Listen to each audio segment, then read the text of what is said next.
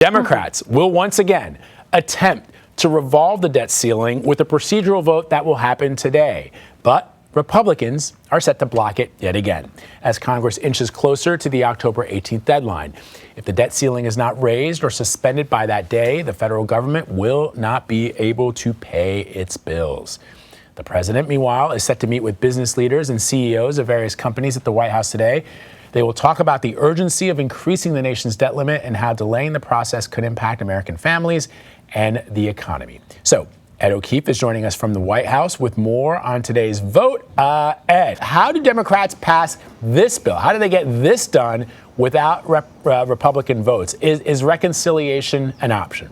They're going to try again to get this thing raised. It's going to fail because Republicans are going to invoke a filibuster. And then we see where we go from there. The president last night notably suggested for the first time, maybe it's time to change the Senate rules and remove the filibuster threshold for votes on the debt limit. Interesting that he would say that after so long suggesting otherwise. Of course, that's a slippery slope because if you do it for that, why can't you do it for all sorts of other legislation? The other option is, yes, this reconciliation process, a convoluted, drawn-out process that involves a series of votes in the Senate, then the House, then the Senate again. It could take a while. There's concern there may not be enough time because that's how time-consuming this process can be. And that in the meantime, the markets will be sitting there watching this and going up and down and dropping and potentially plunging the country into worse economic conditions than we face right now. So we will see and probably get a better sense by the end of today of how Democrats now want to proceed on dealing with this.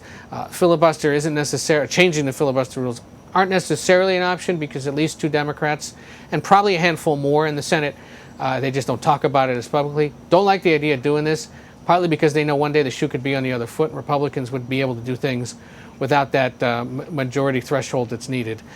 All of this is confusing. All of this is just rooted in procedure and tactic and political gamesmanship. And meanwhile, the nation's financial future sits in the balance. So Treasury Secretary, speaking of that, Treasury Secretary Janet Yellen warned yesterday that defaulting could trigger a national recession. But, you know, it's not just defaulting. Coming really close, we've seen in the past, can also have a detrimental impact on the credit rating here in the U.S. So is the Biden administration preparing for a possible worst-case scenario? I mean, they are by talking about it. By having the Treasury Secretary out there warning now for several weeks leading up to this, and now this week again, that this could plunge the country into recession, that the credit rating agencies may weigh in at any point, that interest rates could spike, that the stock market could plunge, that Social Security payments won't go out. They're trying to set the table in the minds of Americans and, yeah, stir up a little fear and concern. So much so that it would put pressure on Republicans to help Democrats get this done with and move on to the next crisis. But there's very little else they can do necessarily now that she's sort of laid down the marker on when exactly the date is. To really change the situation, and we'll wait and see when or if the markets react. You know, part of this may not happen until right before that deadline that we see a real volatile swing in the markets because Wall Street generally has a pretty optimistic view that this all gets sorted out. Well, we get down to like 72, 48 hours. Don't be surprised if suddenly that's when we start to see the plunges. Those of us who track this stuff here in Washington for years have marveled at how optimistic and at times behind the curve those up in New York and on Wall Street have been to how bad the situation can be down here. And so things look fine for a little while, then suddenly the plunge happens, and that's what the White House is warning against. So we'll see. You know, there are other wild options out there, like the Mint could produce a $1 trillion coin, and they could just issue a bunch of those, and boom, the nation's debt sits on that coin. The Treasury Secretary ruled that out and said, I don't want to do that. You know, or they could try to use the 14th Amendment and have the president just sort of do this willy-nilly on his own. Again, another option that they don't think works because it could put the health and the reputation of the nation's economy on the line.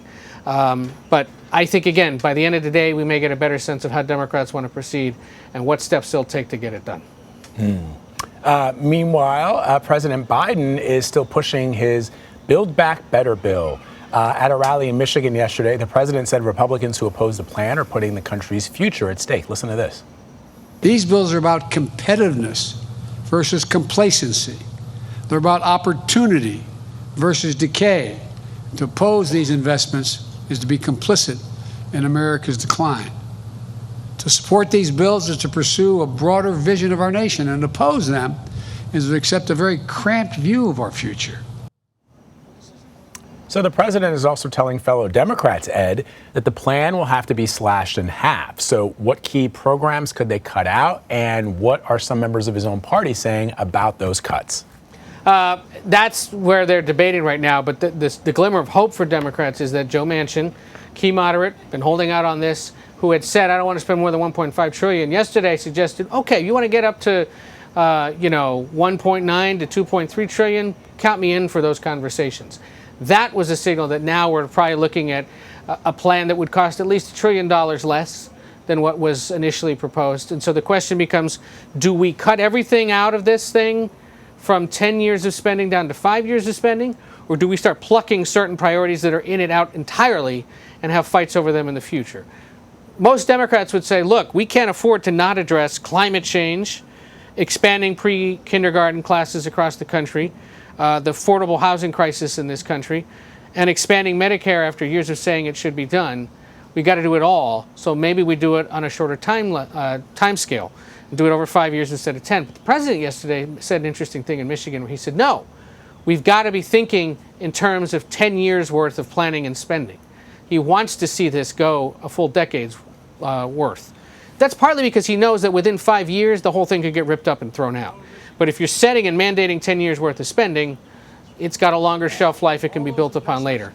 So it seems he's signaling, pick some of these things on the list, take them out entirely, and we'll campaign on that next year, and I'll campaign on it in my re-election. In over 8 years, we'll get these things done. Listen, Ed, I know that the Vice President, Kamala Harris, is supposed to be focusing on immigration and slowing the tide of immigrants coming from Central American countries, but she was a senator not too long ago. She still has friends there in the Senate. Is she playing a role at all? Is she, part of these negotiations? It hasn't been as active, or at least as discussed, if she does have one. She's been on some of the calls with fellow Democrats and the president about the details of this, but we haven't seen her necessarily hosting meetings herself. It may be, and we've asked, that she's making calls to fellow Democrats to try to sort this out, but they're not telling us whether there's any real work that she's doing to help move this thing along. It seems to be the president himself holding most of these meetings, or at least leading them, and with her there. So we'll see. If she's got to get up there to the Capitol today for a tiebreaker or something, it's likely she pulls a few members aside or goes to see some. And then we'll get a sense of whether or not she's really engaged in this or not. All right, Ed O'Keefe at the White House. Thank you so much, Ed.